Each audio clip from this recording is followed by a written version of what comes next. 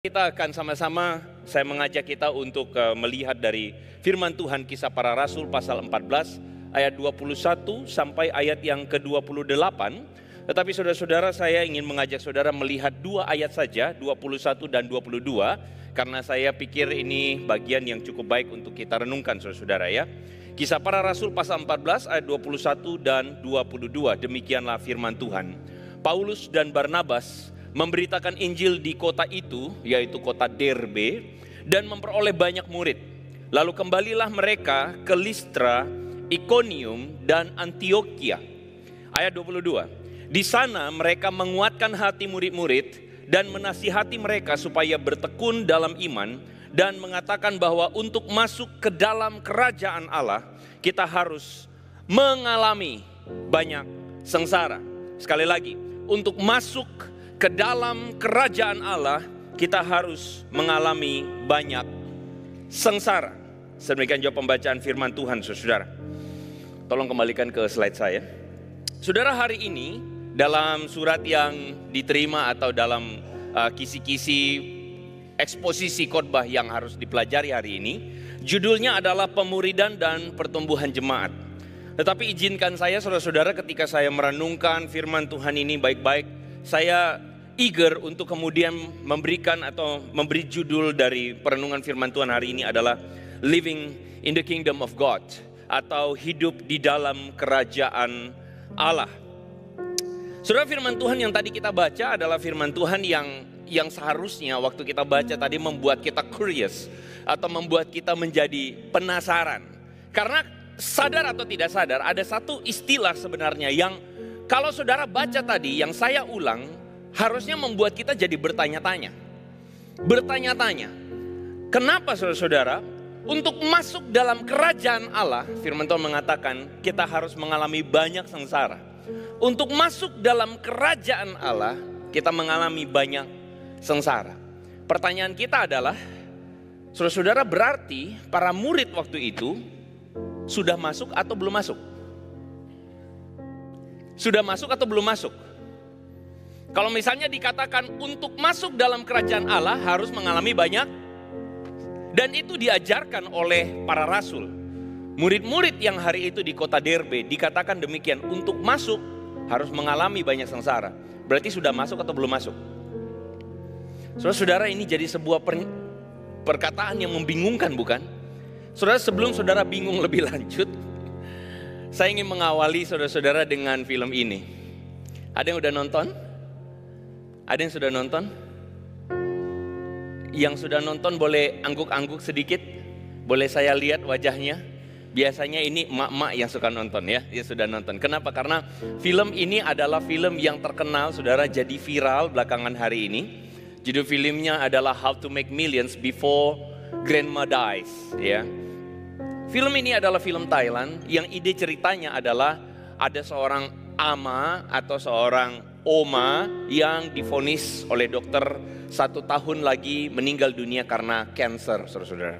Tapi kemudian hadirlah cucunya, ya, karena cucunya ini adalah cucu yang tadinya moyung dalam bahasa Yunaninya, saudara-saudara. Saudara tahu moyung ya? Gak ada gunanya, gak ada artinya, cucu yang tidak peduli dengan orang tua, tidak peduli dengan akong atau kungkung atau ya itulah saudara-saudara ya. Tidak peduli sama sekali, kerjanya cuma main HP, kerjanya cuma main game. Tapi kemudian ketika cucunya ya dikatakan atau cucunya ini karena nggak ada, merasa gagal, nggak ada kerjaan, saudara-saudara, cucunya ini ketemu sama sepupunya. Lalu sepupunya itu bilang begini, kamu itu tahu nggak ada satu pekerjaan yang paling mudah untuk dapatin gaji yang besar. Si cucunya ini kemudian bingung, hah, pekerjaan apa? Lalu kemudian sepupunya itu bilang, jaga orang tua sampai mereka meninggal, lalu kamu akan dapat rumahnya sebagai warisan. Wah, dia langsung kepikir bener juga ya. Akhirnya dia langsung ingat dia masih punya ama, dia masih punya oma, saudara-saudara. Akhirnya dia menjaga omanya dengan tujuan untuk mendapatkan rumah warisan. Memang cucu yang sangat berbakti, saudara-saudara ya. berbakti dan kurang ajar gitu kan saudara-saudara ya. Nah saudara, itulah yang menjadi ide cerita dari film ini. Tetapi saudara, saya kira saya tidak melakukan spoiler karena filmnya sudah lewat juga. Tetapi saudara-saudara, yang terjadi adalah cucunya ini kemudian dalam perjalanan menyadari atau mengalami yang namanya perubahan.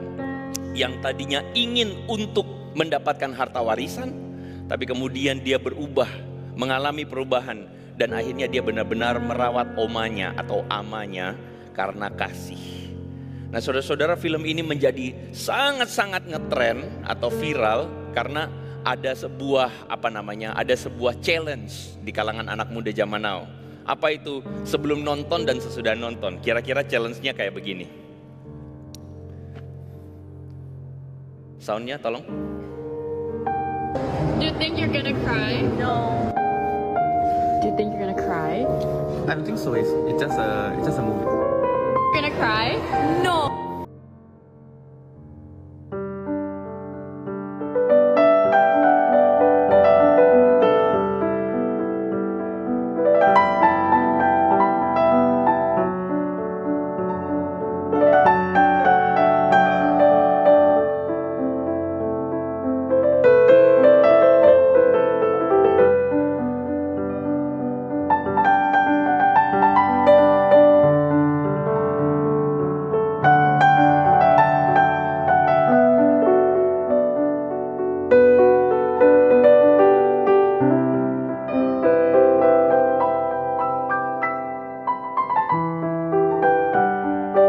Cucunya namanya M, yang tadinya tuh cuman mau menemani amanya untuk dapat rumahnya atau warisan rumahnya. Akhirnya di dalam bagian akhir, tengah ke akhir itu bertobat saudara-saudara. Dia akhirnya melihat, awalnya dia kecewa sekali karena amanya itu memilih memberi rumahnya kepada anaknya yang terlilit hutang. Jadi cucunya tuh bilang, semua kebaikan yang aku lakukan buat apa artinya buat kamu? Tapi ternyata cucunya itu baru sadar bahwa amanya itu sejak dia kecil telah menabung. Jadi amanya itu udah nabung sedikit-sedikit dari hasil jualan bubur untuk cucunya.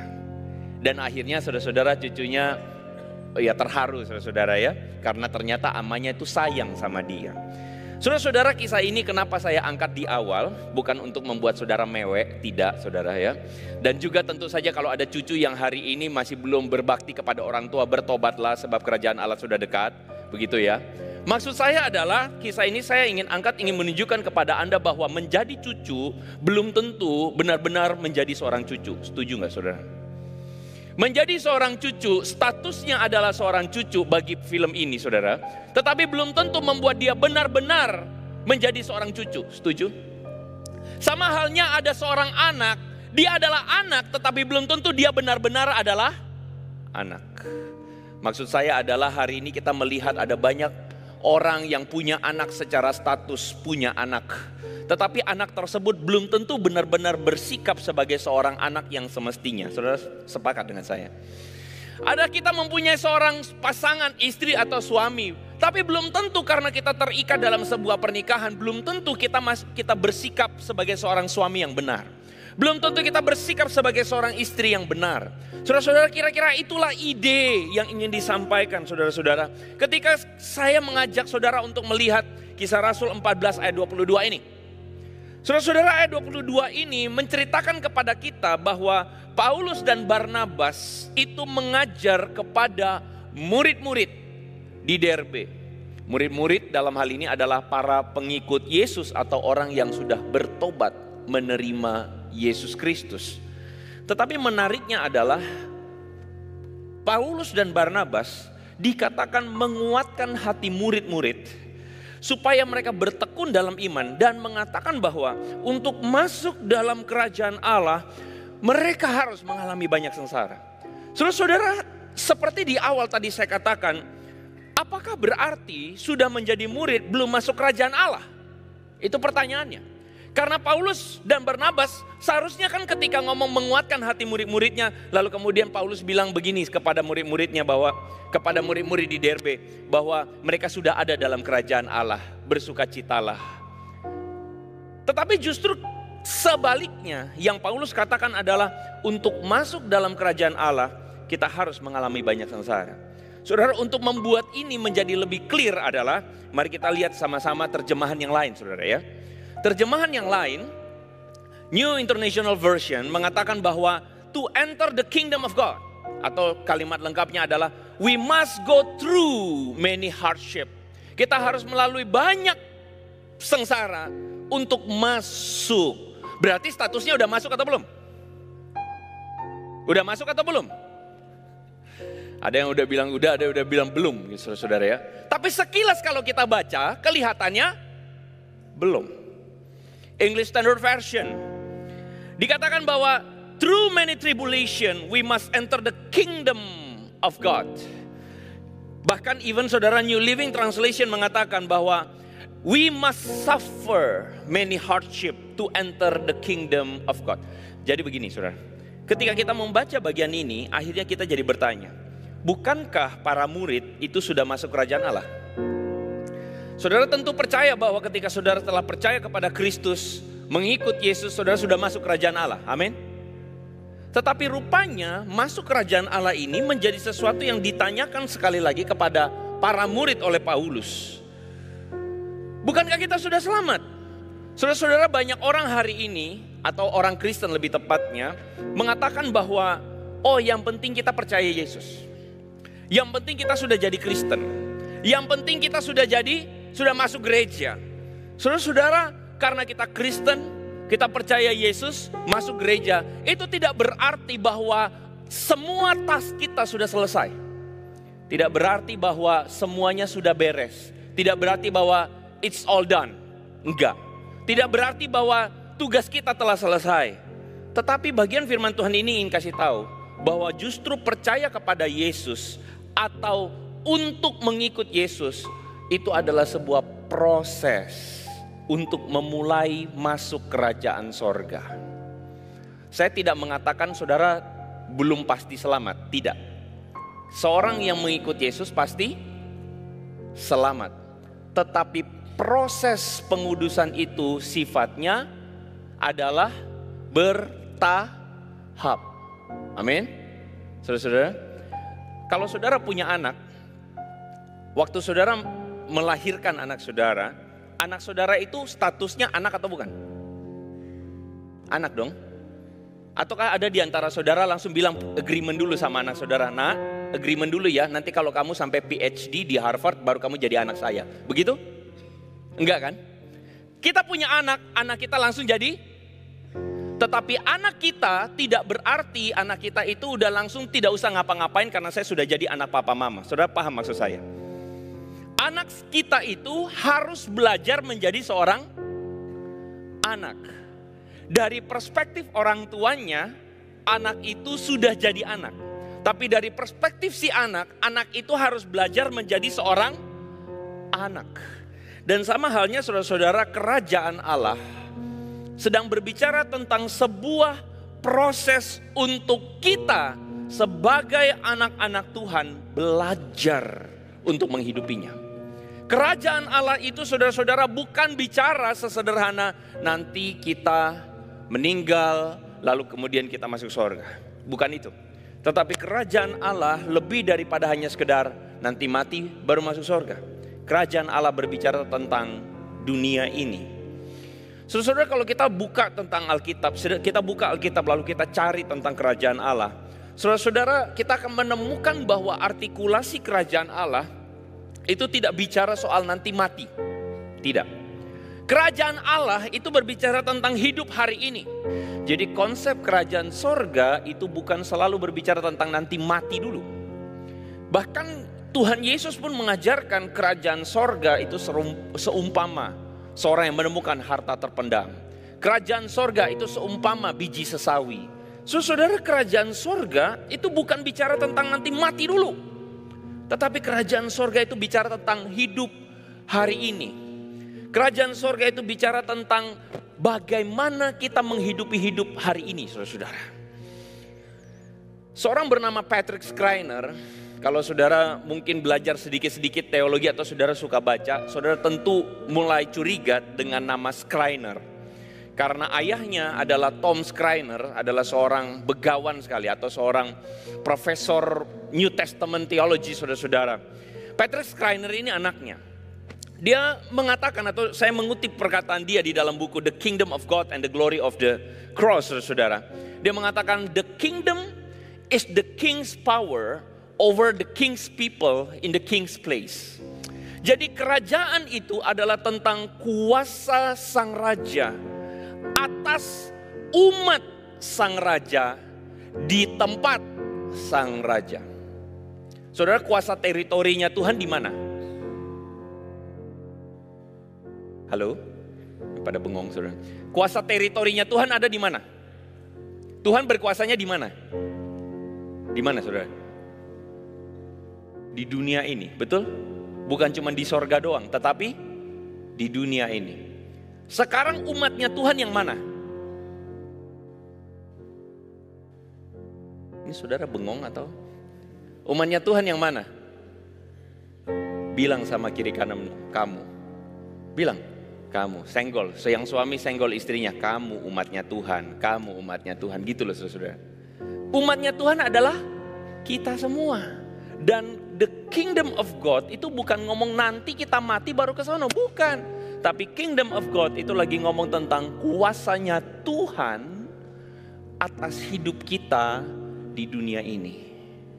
Kingdom of God itu ngomong tentang bagaimana kita ditransformasi untuk memerintah di dunia ini bersama Tuhan.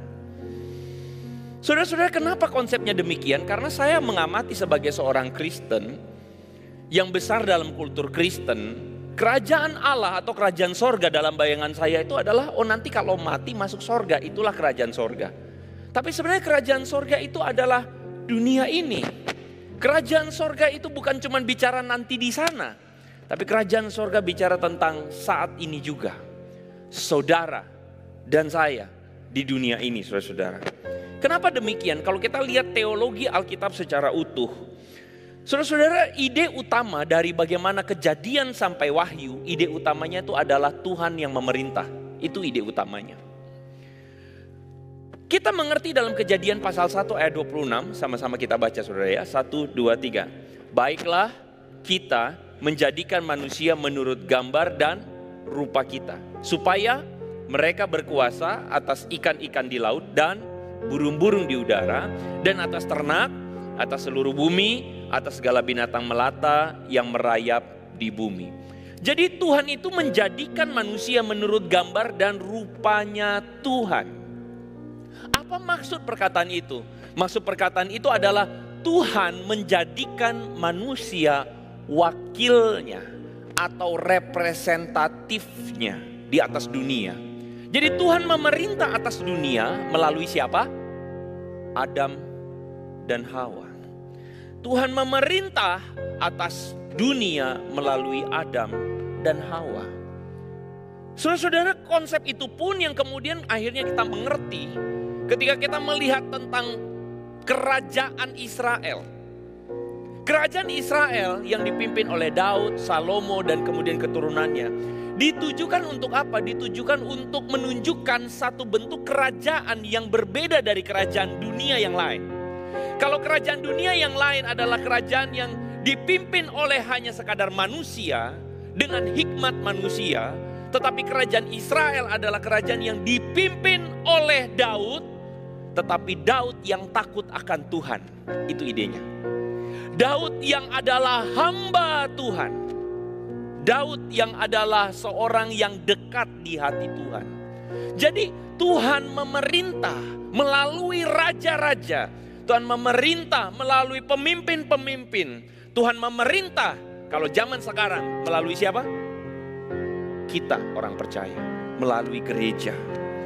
Kita itu adalah representatifnya Tuhan. Tuhan yang memerintah atas dunia. Ngomong-ngomong saudara, di bagian ini saudara, kalau saudara perhatikan di slide back, tolong di back.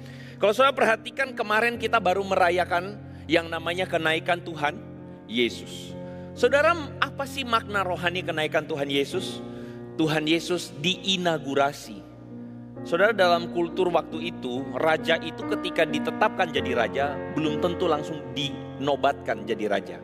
Jadi ada yang namanya proses inaugurasi, naik ke tahta. Dan disitulah kemudian ditetapkan secara resmi dia jadi raja. Tuhan Yesus waktu naik ke sorga itu ngapain, saudara? Tujuan utamanya itu bukan supaya Roh Kudus turun, tetapi simbol Tuhan Yesus naik ke sorga waktu itu adalah dia diinaugurasi jadi raja. Artinya Kristus sang kepala gereja memerintah di dunia ini melalui siapa? Gereja. Itulah sebabnya pencurahan Roh Kudus adalah sebuah momen di mana Tuhan pakai supaya orang percaya dengan keberanian pergi tersebar ke seluruh tempat. Untuk apa? Untuk kemudian memerintah. Saudara jangan salah tangkap maksud saya. Memerintah ini bukan berarti saudara kemudian mau berambisi jadi pemimpin, saudara mau jadi presiden, berambisi saudara jadi ketua RT, bukan itu maksudnya.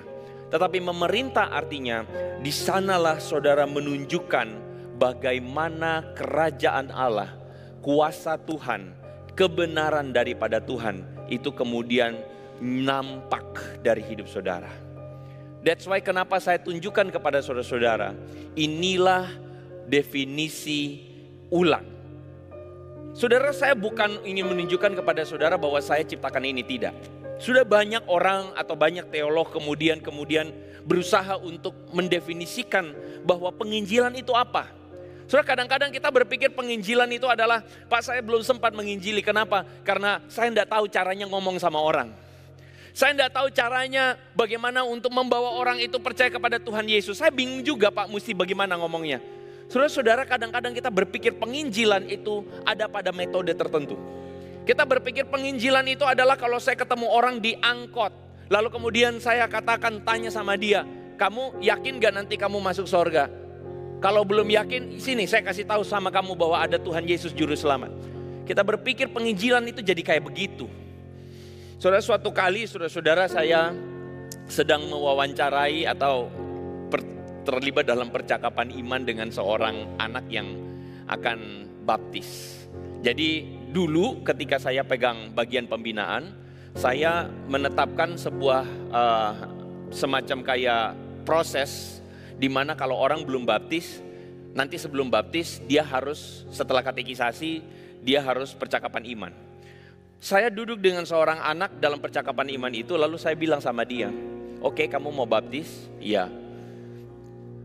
Apa jadi komitmen kamu setelah kamu baptis? Perubahan hidup apa yang kamu ingin lakukan? Dia tersentak, saudara-saudara. Kenapa? Karena di dalam kultur gereja kita, banyak sekali anak-anak itu baptis karena apa? Karena disuruh orang tuanya, betul kan? Saudara, jujur-jujur begitu ceritanya. Saya ngerti, bukan berarti orang tua itu salah, tidak. Orang tua punya sebuah kerinduan yang baik, itu benar. Tetapi kadangkala anaknya tidak punya motivasi yang kuat. Yang kedua, tidak punya pengertian yang kuat, kenapa saya harus baptis? Nah, anak ini ketika duduk dengan saya tanya, komitmen kamu apa setelah kamu baptis? Kaget dia. Dia tidak nyangka akan dia tanyakan demikian. Dia pikir ditanyakan, kamu percaya Yesus gak? Oh ya, kalau percaya Yesus siap, ya udah baptis. Tidak begitu. Saya bertanya, untuk apa kamu dibaptis kalau tidak ada perubahan dalam hidup kamu? Untuk apa kamu dibaptis kalau tidak ada sesuatu yang signifikan berubah? Lalu kemudian dia dengan tergagap dia mengatakan, oke kok nanti setelah dibaptis aku akan rajin menginjili. Saya kemudian ketawa, saya bilang, beneran kamu ngomong begitu? Jujur-jujur deh, gak usah muluk-muluk, gak usah banyak lip service deh. Kamu beneran mau menginjili? Terus dia ketawa, lalu dia bilang, ya enggak juga sih kok, aku gak tahu bahkan menginjili gimana. Loh, ini loh. Saudara-saudara, kadang kita tuh berpikir penginjilan itu, makanya saudara, kita kadang terlalu formalitas. Kita tidak menjadikan kekristenan kita itu natural. Kenapa demikian? Karena kita salah pengertian. Penginjilan kita selalu berpikir adalah ketika kita datang ketemu orang baru, kita langsung ojolkin Injil, kita bawa dia dibaptis masuk gereja. It's too good to be true kalau bisa kayak begitu. Tapi menurut saya zaman sekarang penginjilan seperti itu tuh sudah mungkin tidak terlalu relevan. Penginjilan itu bukan proses seperti masukin barang instan lalu kemudian keluar orang percaya, enggak begitu. Penginjilan itu adalah esensi atau the heart of evangelization, itu adalah bagaimana kita menunjukkan kuasa Tuhan, kebenaran Tuhan, kebenarannya atau kasihnya, kebaikannya kepada dunia. Makanya kenapa Matius pasal 5 ayat 16 mengatakan supaya orang melihat terangmu bercahaya, lalu mereka melihat perbuatan yang baik dan memuliakan Bapa di surga. Mereka mengagumi Tuhan yang kita sembah. Mereka mengagumi Tuhan yang kita ikuti. Mereka itu hormat kepada Kristus yang kita kagumi. Itu penginjilan. Jadi penginjilan bukan membawa orang yang tadinya lain agama tarik masuk ke Kristen. Saudara, itu bagi saya terlalu dangkal menggambarkan apa itu penginjilan. Penginjilan itu berbicara tentang bagaimana menghadirkan kerajaan sorga di bumi. Makanya kenapa tadi Paulus dan Barnabas bilang, untuk masuk kerajaan sorga, kerajaan Allah, kamu harus mengalami banyak sengsara. Kenapa? Karena kerajaan Allah, menghadirkan kerajaan Allah itu proses. Sama halnya kita menjadi seorang anak itu pun proses. Menjadi seorang istri pun proses. Menjadi seorang suami pun proses. Kita belajar menjadi seorang istri, belajar menjadi seorang suami, belajar menjadi seorang anak. Sama, kita pun belajar untuk menghadirkan kerajaan sorga. Sampai satu saat nanti waktu selesai kita balik pulang. Masuk. Jadi saudara ngomong tentang kerajaan sorga berbicara tentang apa? Berbicara tentang dampak. Saudara mungkin tidak kenal orang ini. Namanya adalah Henry Parsons Crowell. Siapa dia? Kalau saudara saya tunjukkan foto ini, saudara mungkin tahu. Tahu ya? Biasanya nih makanan kita, betul? Makanan siapa? Makanan asuk-asuk sama ai-ai. Karena sehat, betul ya? Dan makanan anak-anak kecil mungkin. Dan makanan orang-orang yang lagi nge-gym kan gitu, lagi diet. Quaker Oats. Saudara, dia adalah pendiri atau pemilik usaha dari Quaker Oats. Henry Parsons Crowell ini, saudara, ternyata ketika saya selidiki ceritanya, dia adalah seorang yang mengalami, saudara-saudara, proses perjalanan bersama Tuhan. Dia ini sejak kecil, papanya meninggal dunia di usia 36 tahun. Karena tuberkulosis atau TB, saudara-saudara. Dan sebagai seorang anak, dia pun tertular TB. Dan akhirnya pada proses itu, saudara, dia kemudian berdoa kepada Tuhan. Dia berdoa kepada Tuhan. At the moment, dia kemudian menghadiri sebuah ibadah atau kebaktian yang dipimpin oleh D.L. Moody. Seorang hamba Tuhan, seorang revivalist dari Amerika, saudara-saudara, pada abad ke-19. Dalam khotbah tersebut, Henry Crowell mendengarkan perkataan D.L. Moody. Ketika D.L. Moody mengatakan begini, "The world has yet to see what God can do with and for and through and in a man who is fully and wholly consecrated to Him." Dunia ini sedang menanti apa yang akan Tuhan kerjakan.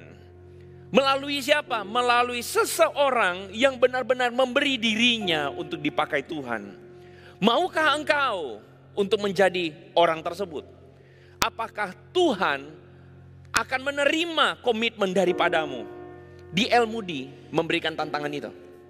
Saudara-saudara, Henry Crowell yang pada waktu itu masih usia 19 tahun, di kursi kebaktian tempat dia duduk, lalu kemudian berdoa, "Tuhan, aku ingin menjadi alat-Mu, tapi aku sedang sakit TB. Tuhan, kalau Tuhan memberikan waktu kepadaku, aku akan melayani Engkau." Saudara-saudara, 6 tahun kemudian Henry Crowell sembuh. Dan saudara, sesuai dengan janjinya, dia kemudian melayani Tuhan. Saudara, kalau ngomong melayani Tuhan, langsung pikiran kita ngapain? masuk STT, betul nggak? Cari Musa, lalu bilang, Musa saya mau melayani Tuhan. Musa arahkan masuk STT, betul begitu kan? Yang terjadi pada Hungry Crowell, tidak. Would be good kalau dia melayani, tapi saya yakin bagi sebagian orang, justru engkau akan lebih efektif melayani, tidak sebagai seorang theologian atau seorang full timer atau seorang rohaniwan. Engkau mungkin akan lebih aktif dan lebih berdampak melayani di tempat di mana engkau berada. Itulah yang terjadi dengan Hungry Crowell. Dia kemudian pergi, dia membeli dengan uang yang dia punya, dia membeli sebuah ladang. Ladang itu adalah ladang oat itu loh saudara-saudara. Jadi ada sebuah perusahaan untuk memproduksi oat yang bangkrut. Lalu kemudian Hungry Crowell melihat bahwa dengan ladang ini kayaknya dia bisa berbisnis dengan lebih baik. Dia beli ladang itu, lalu kemudian disitulah dia mulai pada tahun 1881, dia memulai yang namanya Quaker Mill Company, saudara-saudara. Waktu dia memulai ladang ini, dia memulai untuk mengembangkan bisnis ini, saudara-saudara, pada waktu itu Quaker, oat itu saudara-saudara, dikenal bukan makanan manusia, tapi makanan kuda. Jadi Hungry Crowell mulai berpikir dengan insting bisnisnya, kayaknya ini saya bisa bikin untuk jadi sarapan yang murah. Saudara-saudara, dengan keuletannya dia mulai mengemas Quaker Oat itu saudara dengan kemasan yang lebih praktis. Karena hari itu oatmeal itu saudara dijual di barel, di gentong-gentong di pasar. Dan apa? Tikus, apa jamur itu masuk semua di sana. Lalu dia mulai otak bisnisnya jalan saudara. Dia bikin kemasan-kemasan kecil. Lalu dia bikin iklan. Dia deketin emak-emak. Kenapa emak-emak? Karena emak-emak yang kasih breakfast ke anak-anaknya. Dia mulai deketin emak-emak. Lalu kemudian dia meyakinkan mereka bahwa ini bisa menjadi breakfast yang sehat saudara-saudara. Tapi waktu Tuhan terjadi saudara. Tahun 1893. 12 tahun sesudah dia memulai perusahaan ini, terjadi Great Depression. Amerika mengalami resesi berat. Orang-orang yang tadinya kasih breakfast daging, tidak bisa kasih daging. Akhirnya orang-orang kasih apa? Oatmeal. Akhirnya saudara-saudara perusahaannya berkembang pesat luar biasa. Hungry Parsons Crowell menyelamatkan banyak anak-anak dari kelaparan, menyelamatkan orang-orang yang bekerja di perusahaannya, dan dia menggunakan bisnisnya itu untuk mensupport pelayanan. Pelayanannya siapa? D.L. Moody. Dia support Moody Bible Institute saudara-saudara. Dia support itu sekolah teologi. Dia support untuk apa? Supaya ini bisa menjadi mencetak banyak hamba Tuhan yang bisa menyebar kemana-mana untuk pelayanan. Saudara-saudara, Hungry Parsons Crowell adalah contoh bagaimana seorang yang diperlengkapi Tuhan dengan talenta, kemampuan, insting bisnis bisa melayani Tuhan. Melayani Tuhan dengan semua yang dia punya. Saudara mungkin tidak bisa ngomong. Saya yakin saudara pasti bisa ngomong sih. Tapi maksudnya saudara tidak bisa ngomong langsung tentang firman Tuhan. Saudara mungkin sulit ngomong. Saya tidak bisa seperti Musa di gereja. Saya tidak bisa seperti Cuantau mungkin. Saya tidak bisa seperti guru sekolah minggu. Saya tidak bisa seperti ini. Ya, it's okay. Tetapi apakah engkau mau dan sadar bahwa engkau adalah alat bagi kerajaan sorga? Sehingga makanya kenapa saya katakan, apa kabar kerajaan Allah dalam hidupku? Itu adalah satu pertanyaan yang perlu kita tanyakan sama diri kita. Bagaimana kabarnya the kingdom of God in my life? Kalau saudara lihat gambarnya, saya pakai gambar apa? Emak-emak sedang gendong anak sambil masak telur mata sapi. Saudara, bisakah saudara melayani Tuhan sambil masak telur mata sapi? Bisa? Bisa banget. Jangan lupa dalam Alkitab, Paulus punya seorang murid yang sangat dia kasihi, namanya Timotius. Betul? Dan Timotius itu, Paulus bilang, aku bersyukur kepada Tuhan atas iman yang diturunkan kepadamu oleh siapa? Lois dan Eunike, nenekmu dan ibumu. Iman yang diturunkan kepada kamu sampai akhirnya kamu menjadi seorang yang dipakai Tuhan menggembalakan umatnya. Kamu dipakai Tuhan untuk melayani Tuhan. Saudara-saudara, hanya dari telur mata sapi yang engkau goreng, engkau bisa melayani Tuhan. Amin. Saudara, itulah kingdom of God. Bagaimana saudara menghadirkan kerajaan Allah. Ketika engkau menjadi seorang ibu yang takut akan Tuhan. Ketika engkau menjadi seorang istri yang menolong suamimu untuk lebih dekat dengan Tuhan. Ketika engkau menjadi seorang suami, kepala keluarga yang takut akan Tuhan. Ketika engkau menjadi orang tua yang takut akan Tuhan.